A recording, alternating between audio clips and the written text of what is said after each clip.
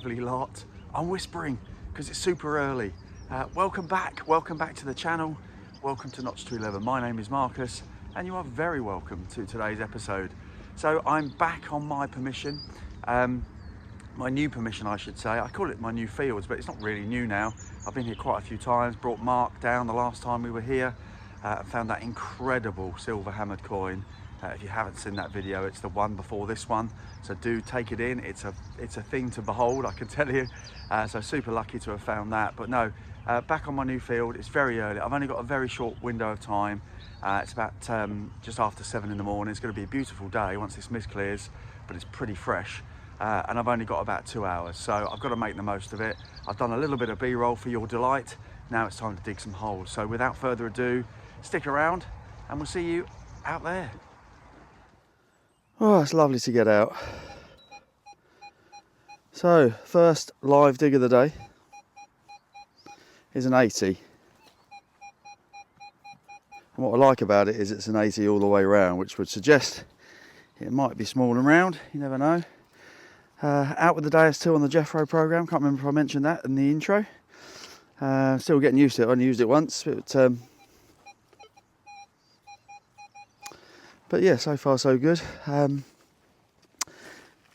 just looking forward to a nice couple of hours. Clear the air, clear the head, and see what we can find. Right, it's out and it's still an 80.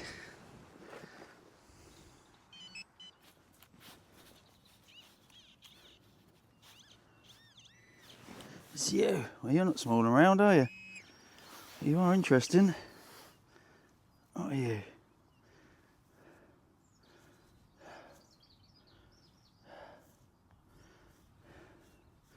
I don't know is the honest answer. What you are? I was thinking strap end for a second, but maybe not so sure. Yeah, that's quite cool. Yeah, don't mind that at all. That's a nice little find. Don't think it's a strap end, no. It's got a bit of a kind of concave kink in it. Not sure. Interesting though. Cool, I'll put that in the bag and we'll move on. We'll clean that one up later. See you in a bit. The next one that interests me is an 85. All the way around. So, yeah. Can we be on our first coin? That is the question. Yep, straight out. Wasn't it hard to find because it wasn't very deep.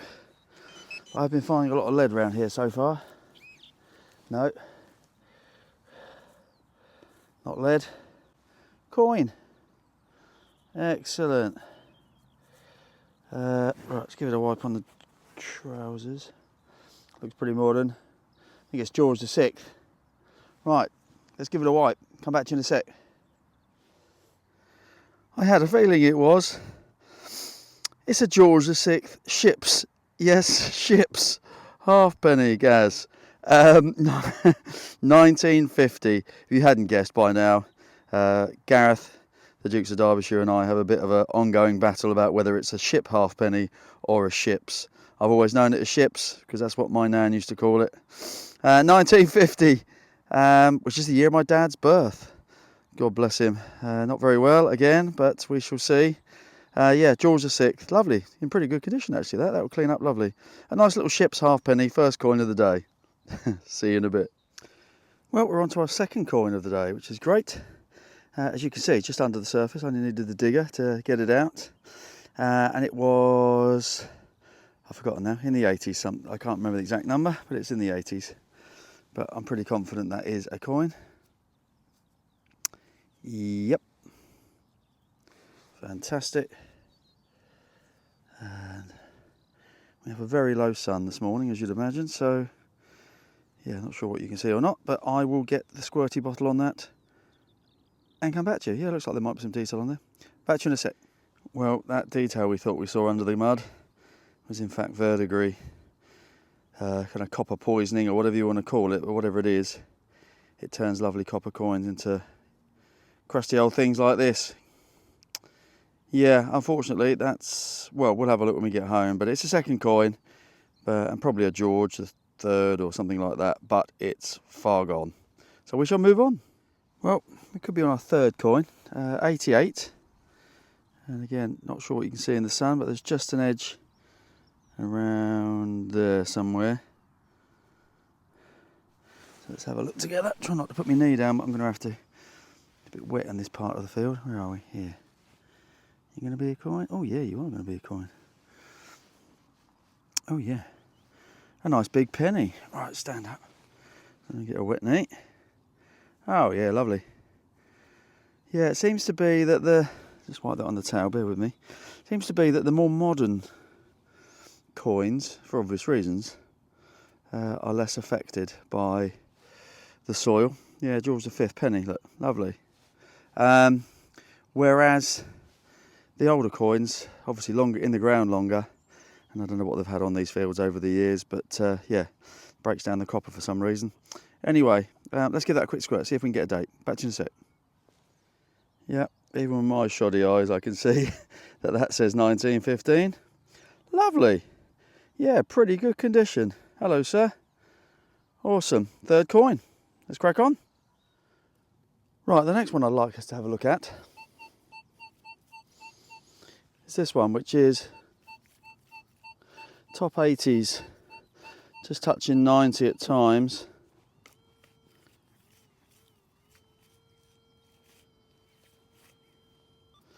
I'm not convinced with it, but it's those kind of numbers, isn't it? It's not the clearest and nicest tone I've heard with this new Jethro Program, and I have been finding a lot of lead, so it could be something like that. We don't know. We will find out.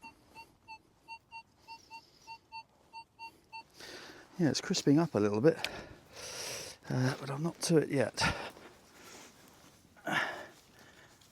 The old pile there, lovely.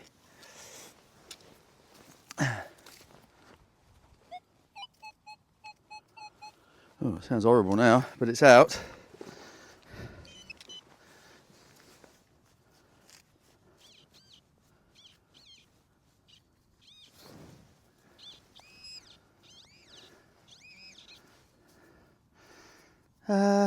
Oh no, that's worth having, definitely. That little spindle whorl. Let's just get my little, yeah. It's quite sharp this bit, so we try not to scratch it, but we want to get the stuff out of the hole.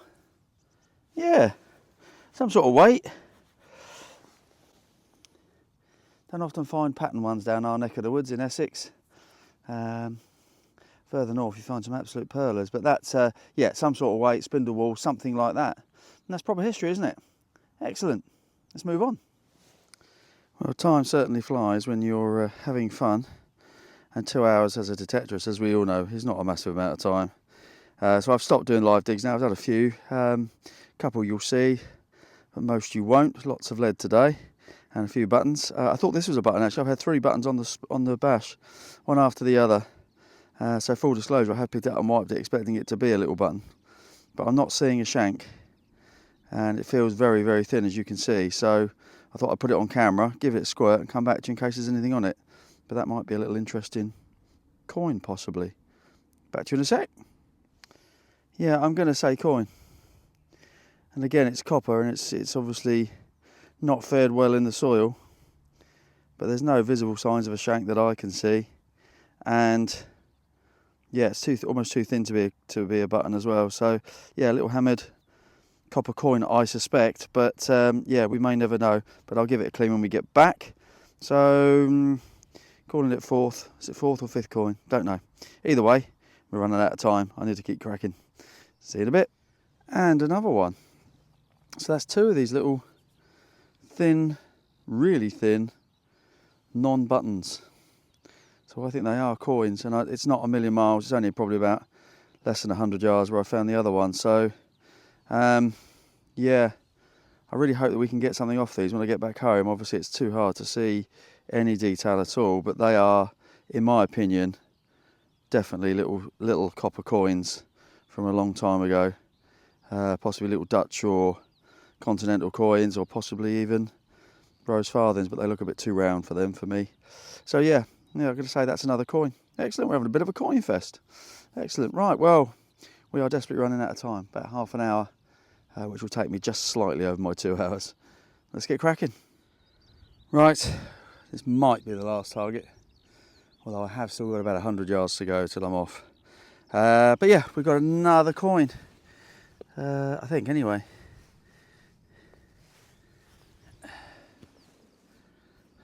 Into the sunlight. Oh, stand up, Marcus, that might be easier. Yeah, lovely. Another coin, halfpenny size, and possibly something on it.